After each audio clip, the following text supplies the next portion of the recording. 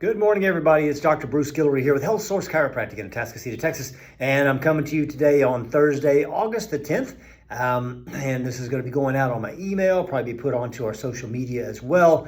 And I hope you guys have had a great start to the week. And if you got little ones in the Elmore School District, they all started school yesterday, and I hope that has kicked off well for you guys as well. New season of life, hard to believe that we're getting to the end of summer, and it certainly doesn't feel like it outside, but we really are, because we're approaching the middle part of August here shortly. But anyway, all of that aside, let's talk a little bit about suggestions on healthy lifestyles, because there's so much stuff out there. Heck, I see it all the time. For a while, I was following on some social media account.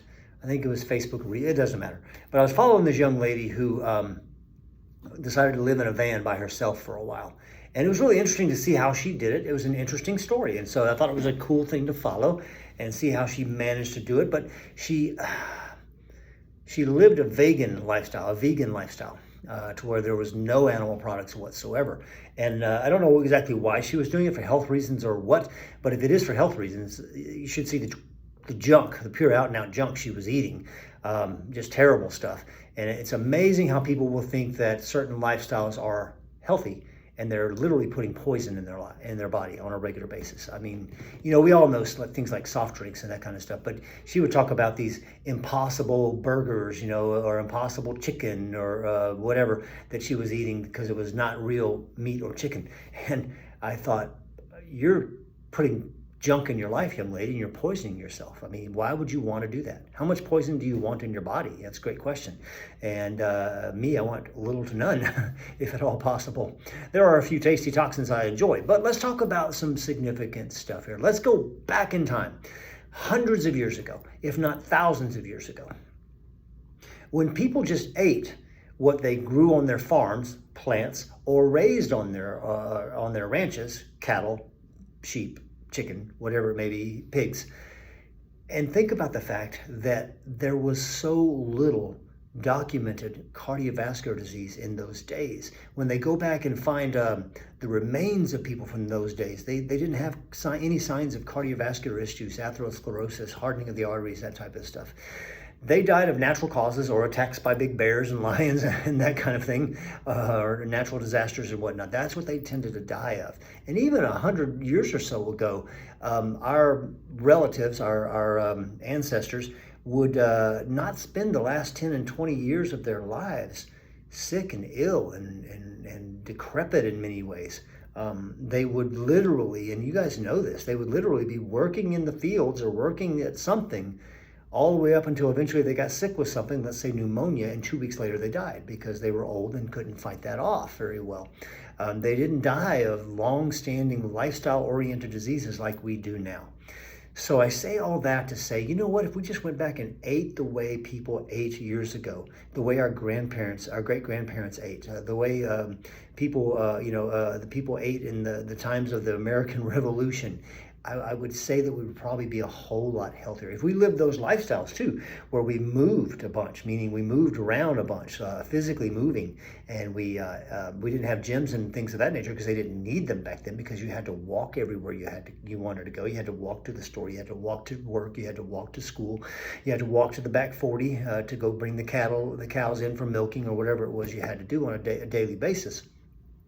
It was a lifestyle that people lived that kept them moving and kept them eating real food all the time.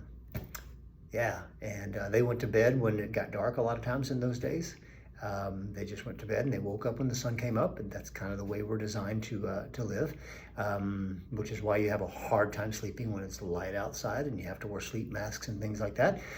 They definitely had lots of family connection. They ate family meals together. They ate meals with friends. They shared meals. So there's all that whole concept of eat well, move well, think well, rest well, and connect well that I preach about so often here. So let me recommend something to you. I want you to go look at getting a book that I'm just about done reading right now. And I've been wanting to read it for a while. It was on my list. I finally knocked out the other books I was trying to read. And so now I am reading a book called Stay Off My Operating Table. can't remember the name of the author right now. Ovadia, I think is his last name. It's a different, unique last name, but Stay Off My Operating Table is the name of the book. It's an easy read for general public. It's not designed for people who have educations in healthcare and that type of thing, and it makes absolute perfect sense. And if more people would live the lifestyle that this doctor, this former heart surgeon, promotes, less people would end up on operating tables like his.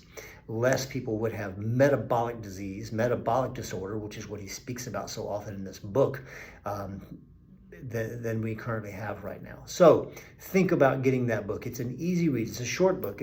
In paperback, it's only about that thick, so you can get through it pretty easily. There's suggestions in there on how to eat most appropriately for different types of diets. Some people may want to be more keto. Some people want to be more low carb. Some people just low carb. Some people want to be carnivorous, more carnivorous. And there's suggestions on how to live appropriately with those sorts of diets, even a vegan diet.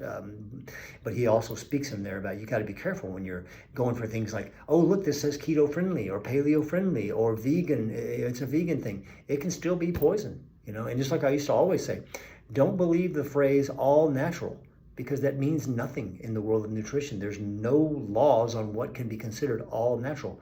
Dog poop is all natural, but I'm not going to eat it. You see what I'm saying? So anyway, get that book. I highly recommend it. Stay Off My Operating Table.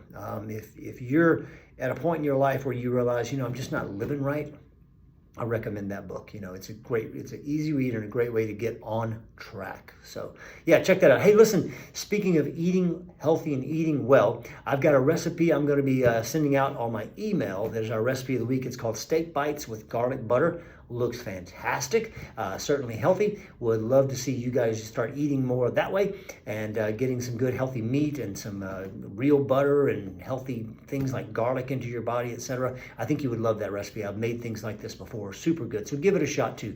Listen, today's Thursday. That means that we are in the afternoon from 2:30 until 6 p.m. and tomorrow's Half Day Friday.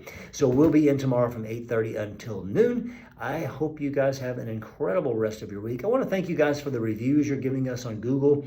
Had some really great ones come through recently. I want to thank you for all the referrals we've been getting. Oh my goodness, we've been getting tons of them. Thank you so much for that. And we appreciate you guys. Don't forget, we've added in new things this year. Our high-powered laser is just getting astounding results with tendinitises, with neck pain, with back pain, with foot pain. Just good stuff. Anyway, have a super day. Call us if you need it, 281-852-5600. If you like this information, I would really appreciate you sharing it onto your social media. Very important. Please share this onto your own social media. Would greatly appreciate that, because this kind of information needs to get out to the world. And the best megaphone I can come up with is social media, but I need your help to get it out there. Thanks, guys. Have a great one. Peace out now.